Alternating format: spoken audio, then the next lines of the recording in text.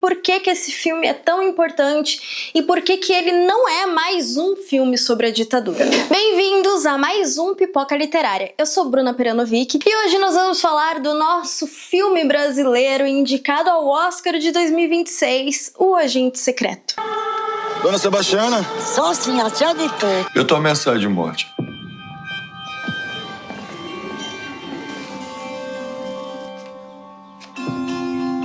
Você acha que você devia estar aqui mesmo? O filme O Agente Secreto tá sendo muito falado pelo mundo inteiro. E aí aqui no Brasil muita gente tá falando, poxa, mas mais um filme sobre ditadura, pra quê? Será que precisa? Será que é só essa imagem que a gente vai passar pra fora do país? E eu vim te contar um pouquinho sobre o filme e por que esse filme é tão importante e por que ele não é mais um filme sobre a ditadura. O Agente Secreto vai contar a história do Marcelo, que acabou de chegar numa casa de refugiados no Recife, no meio do carnaval. E o Marcelo só tá querendo pegar o filho dele e ir embora do país. Por quê? Porque Marcelo, na verdade, se chama Armando.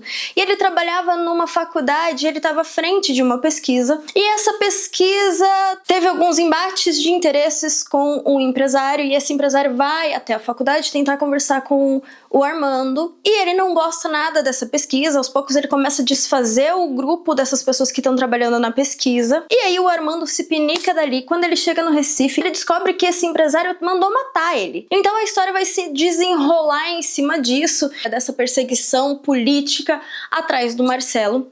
O Marcelo, quando ele chega no Recife, ele vai trabalhar no Instituto de Identificação, porque ele quer muito, antes de ir embora, encontrar algum documento da mãe dele, porque ele simplesmente não tem nenhum documento da mãe dele. A única coisa que ele sabe da mãe dele é o nome. E por que esse filme não é mais um filme de ditadura como nós estamos acostumados a ver? Porque o Marcelo, ele não é um grande revolucionário, rebelde, que tá à frente das causas e ele quer lutar por uma causa política. Não, ele é só um homem que tá fazendo o trabalho dele de acordo com o que ele acredita e ele tá tentando sobreviver. Então não é um filme sobre uma grande revolução dentro da ditadura. É um filme sobre uma pessoa tentando sobreviver dentro daquele período que era tão extremista e tão violento e que as pessoas não tinham segurança nenhuma pra expor opinião, pra expor nada. E esse filme, embora a temática divida opiniões, sim, ele é um filme que tem muita cara de Oscar. Falando um pouco sobre a fotografia, figurino e elementos cênicos do filme, a gente vai ver que eles não fizeram simplesmente uma pesquisa sobre a época, sobre o que era usado na época.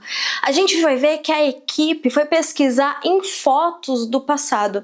Eles pegaram fotos de parentes que viveram naquela época, álbuns de fotos das tias, das avós, para ver como era na realidade, como era o dia a dia deles, o que eles usavam, como eram os carros, quais eram as cores que estavam em alta, como era a moda naquela época e o que eles usavam. Ele consegue situar o espectador dentro desse cenário de 1977, através de todo o cenário, através de todo o figurino, sem precisar forçar, de uma forma muito natural, de uma forma muito orgânica. Uma das coisas que eu acho que esse filme tem muito cara de filme de Oscar é o tempo que ele tem para desenvolver as narrativas, para desenvolver as situações.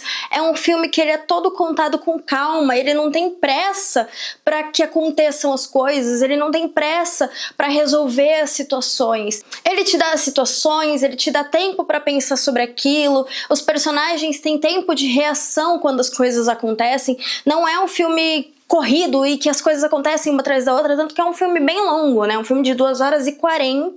Tem aquela história do delegado que tá tentando sumir com aquela perna que no começo do filme foi encontrada na boca do tubarão, pra não deixar rastro de quem foi aquela pessoa que eles mataram. Então tem muitas coisas acontecendo em paralelo que diz muito sobre o Brasil que existia naquela época, que eu já vou falar sobre isso.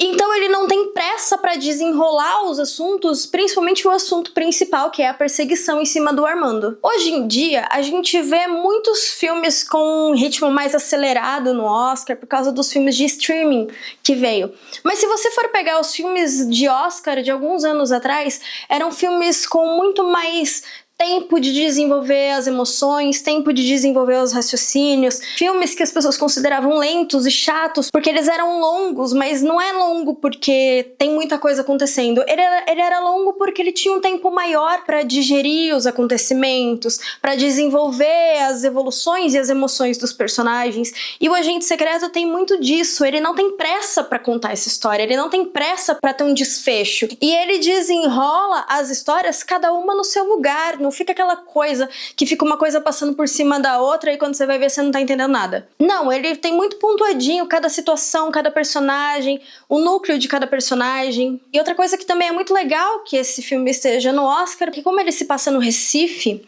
ele tem nos fundos dele, ele tem muitas sutilezas sobre a nossa cultura, como por exemplo o carnaval, que é o fundo de muitas cenas, já que ele chega no Recife no carnaval. E o filme também traz algumas simbologias, por exemplo, aquele gato de duas cabeças, que ele chega num lugar de exilado e querendo mostrar que todo mundo ali desencaixa da sociedade de alguma forma, até o gato. E tem ali a história da perna cabeluda, que é uma história que os jornalistas criaram como se fosse uma lenda urbana sobre uma perna que saía batendo e matando as pessoas, que era uma forma de driblar a censura e contar coisas que os policiais estavam fazendo com as pessoas nas ruas e contar sobre as mortes sem que eles fossem pegos pelas censuras. E essa história da perna cabeluda, tanto quanto a história que a gente tem do delegado que tá tentando dar um sumiço na perna, isso mostra muito pra gente como as coisas eram feitas naquela época, como eles simplesmente davam um fim nas pessoas, sem mais nem menos, sem explicação, se possível, sumindo com qualquer registro desses corpos, dessas pessoas que eles mataram. O delegado, várias vezes, ele fala com muita banalidade que, eu acho que esse carnaval vai dar 100 mortos, hein? Então ele fala tirando sarro, como se aquilo fosse uma diversão pra ele. E a gente vai ver muito sobre a banalidade que eram as mortes na ditadura e o descaso que era com as famílias. Porque a gente sabe que muita gente sumiu, que é o que foi falado no filme Ainda Estou Aqui, que foi o nosso filme premiado do ano passado. E a gente vai ter esse tema aqui de volta, mas não como um caso específico, e sim mostrando que isso acontecia no país inteiro, que isso aconteceu com milhares de pessoas e que nem todas tinham um grande motivo para acontecer. Às vezes a pessoa estava só lá vivendo a vida dela, como é o caso do Armando, e simplesmente ele entrou no caminho de um grande empresário e esse grande empresário resolveu silenciar ele sem mais nem menos. E a relação do Armando de ficar procurando registros da mãe dele, por exemplo, também é mais um caso desse, de como o filme fala das memórias, porque ele tá tentando ter alguma memória da mãe dele. E a forma como mostra, agora eu vou dar um baita de um spoiler se você não assistiu e não quer o spoiler, esse é o momento de você pausar o vídeo, assistir o filme e voltar. Mas eu entendo que muitas pessoas não tenham gostado do final do filme, principalmente da cena da morte do Armando, que é simplesmente uma reportagem no jornal, não mostra acontecendo. Eu acho que eles colocarem a cena dessa forma diz muito sobre a banalidade da qual essas mortes aconteciam e como as famílias ficavam sabendo de uma forma jogada. Da mesma forma que a gente fica sabendo que o Armando morreu, as famílias ficavam sabendo que os seus entes queridos morriam. Dessa forma brusca, dessa forma sem preparo, dessa forma sem justificativa. Simplesmente um jornal, Armando foi morto. E aí a gente tem ali as duas jornalistas que estão ouvindo as fitas dos depoimentos e acaba com uma delas indo procurar o filho do Armando, já adulto, e esse é um diálogo que mais uma vez mostra como as coisas foram simplesmente apagadas, porque o Fernando não tem memória do pai dele, ele não tem nenhum registro do pai dele, ele não sabia ao certo o que estava acontecendo, por que o pai dele foi morto, o que aconteceu. Eu tava vendo um vídeo na internet que eu acho que ele é muito bom, principalmente para quem não gostou do filme ou para quem não entendeu tão bem, de um professor, ele é um historiador, e ele explica muito bem o período histórico e todo o contexto político que o Brasil estava inserido nessa época. Ele fala ali sobre a lei da anistia, que foi aprovada mais ou menos nesse período, ou seja, todos os torturadores da ditadura, as pessoas que matavam sem mais nem menos, elas eram todas absolvidas. Ele fala pra gente no vídeo dele o paralelo entre o passado e a nossa realidade política atual. E ele explica de uma forma muito legal o perigo que a gente está correndo com esses extremos políticos que a gente está tendo, com essas discussões muito extremas e às vezes acabam sendo muito irracionais. Esse filme vem para ser um registro do quanto é importante a gente olhar para o passado, do quanto é importante que certas histórias não se repitam. E é para isso que serve o cinema, para isso que serve a cultura, para trazer, para conscientizar a gente, para não apagar a nossa história. Esse, como todos os outros filmes sobre ditadura, tem muito essa função de guardar essa memória, de gravar essa memória, para que essas histórias não se repitam nem hoje, nem no futuro, para que essas pessoas não sejam esquecidas, para que esse período histórico não seja apagado. Ah, eu não falei o nome do canal do vídeo que eu vou indicar para vocês. Eu vou deixar o link do vídeo aqui na descrição, mas o historiador chama Enzo e o canal dele chama Cyberhistória.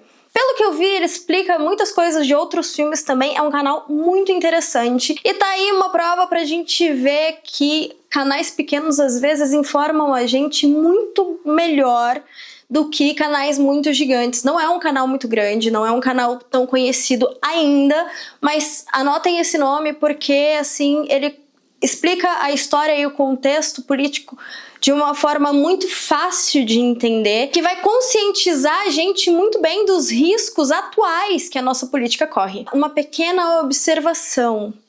A Lei Rouanet não financia longa-metragem no Brasil. O filme tem sim apoio de verba pública, mas é pela Ancine. E tem muitas leis que vocês podem procurar no Google lá, como é bonitinho, tudo bem feitinho, com prestação de conta, tudo documentado, tudo legalizado. O filme O Agente Secreto está indicado em 4 categorias no Oscar. Melhor filme internacional, melhor direção de elenco, melhor ator pro Wagner Moura e melhor filme. Eu acho, se eu fosse apostar, eu diria que a gente vai levar o melhor filme internacional. E eu tenho uma perspectiva muito positiva pelas coisas que eu já assisti. Eu já assisti quase todos os filmes dos melhores filmes e mais alguns dos outros. Eu diria que o casting tem um grande potencial e que o Wagner Moura, algo me diz que dessa vez vem. Eu não sei se eu estou sendo muito positiva, mas me conta aqui nos comentários se você gostou do filme, quais prêmios do Oscar você acha que esse filme pode levar. E um beijo, curte, comenta, compartilha, até semana que vem.